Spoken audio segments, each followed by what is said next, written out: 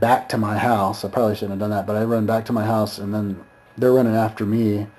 And then I turn around, and I'm like, give me my bike. And they're like, you fight me first. So I was like, all right, I fight you for the bike. So I fought this kid for like a few minutes, and and then all my friends jumped out of the house, and I'm like watching, and then his friends are all watching, and so we're like fighting. And then he charges me like how you see UFC people do, or the takedown.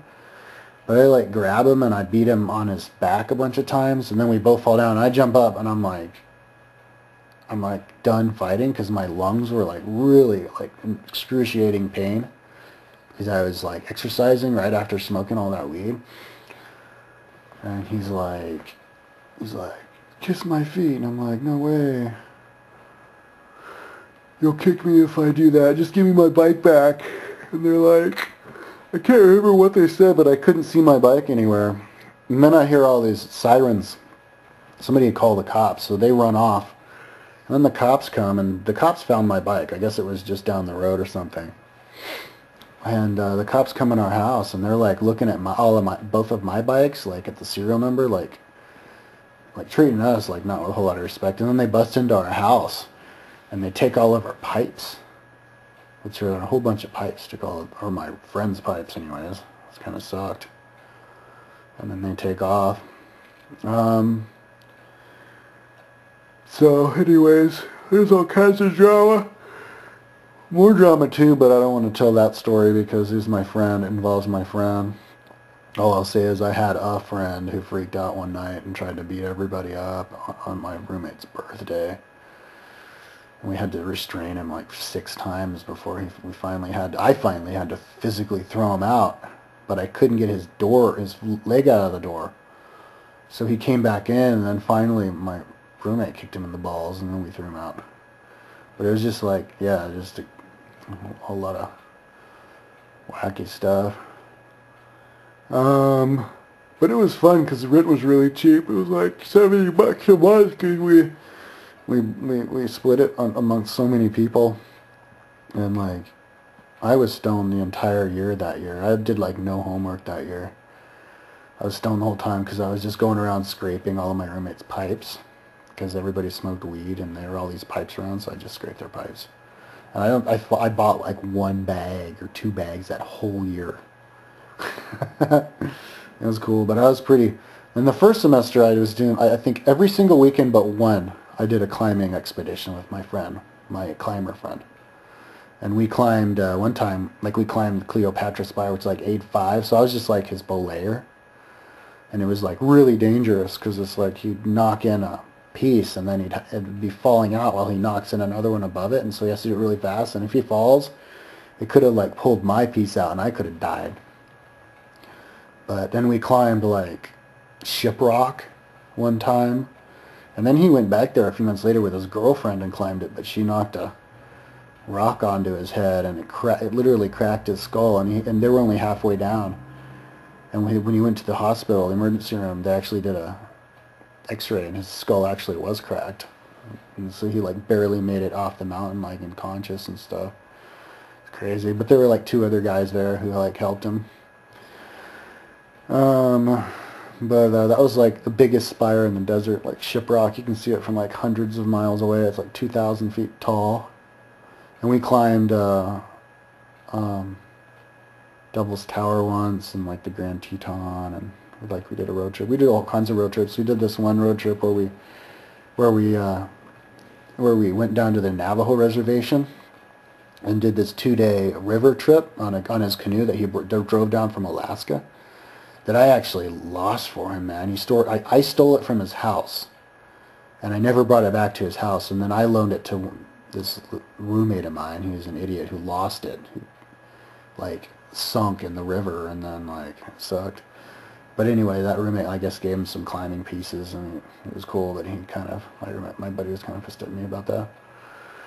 But anyways, we did like 2 river trips, 2-day river trips. One just me and him, and that was fun. Just like in the reservation and there were a few rapid sections. It was really fun. Just like red. It was just like 30 miles north of Monument Valley.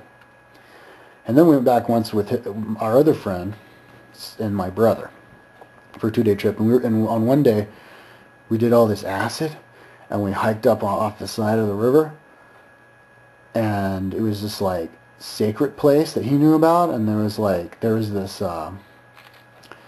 this cave, and in the end of the cave there was a little like grass and stuff growing out, and then it was like coming out like an amphitheater, like all these different like lines, like just like an amphitheater coming out, like perfect acoustics, and it was just naturally formed. But I could tell I was on acid, and I could tell that was like a sacred place from the beginning of time. It was amazing. And then right next to it there was this cliff. It was like a sheer cliff, like 60 feet high, that the Indians thousands of years ago had hacked in holes to climb up. So we grabbed onto the holes and we climbed up to the top, and then over some ledge, and then they hacked even more holes up to the top. And I wasn't even had the balls to climb up over, because if you fall, you'd only have the ledge, and I didn't want to like bounce off the ledge and fall like to my death. But like those Indians back in the day had balls, man, climbing up that stuff. It was crazy. I mean, we even had to have balls to climb up those. But luckily we didn't see any Indians. We did see some Indians, but they didn't see us, and I guess that's good, because it's legally illegal to go there.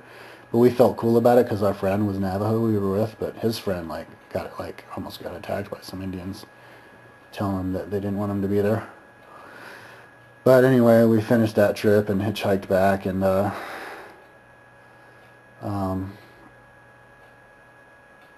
got the car, and that was a pretty fun trip.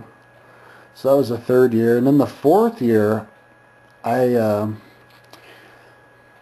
couldn't get a place to live, and it's like really hard to get a place to live there because it was like a small town. And I did meet with these 2 girls who were looking for a roommate, but I didn't really have a good feeling about living with a couple of girls in a small house. It was like a 2-bedroom house. So I was just like, fuck this, I'm just gonna live in my van. So I lived in my van the whole year. I just parked it like right at the bottom of the hill on this dirt road. It was like right next to the campus. It was cool. It was like I had my own house right next to campus for free the whole time, and I didn't even drive my van. I just left it there and rode my bike up to campus. And that's the year where I did I was on environmental club, and I did all this environmental stuff, and I went kind of nuts, man. I didn't take a shower for like 6 months. I didn't like comb my hair for like a year and a half. I didn't wash my hair for like 6 months. Like, I had like these natty dreads and a alcohol on my beard, and it was wacky. I was in the teacher education program, and I think I totally scared the teachers who they tried to tell me to cut my dreads and tried to kick me out, and they ended up actually failing me out. So I only got my English degree, never got the education degree, even though I did all of the practicum hours and took all the tests, and all I had to do is the student teaching for a semester, and I would have had it. So they totally fucked me. And I didn't find that out until 2 years after. I came back 2 years later after traveling, and they never told me that I failed out. They just were like, oh yeah, you got a bad grade in that one class. And they never told me.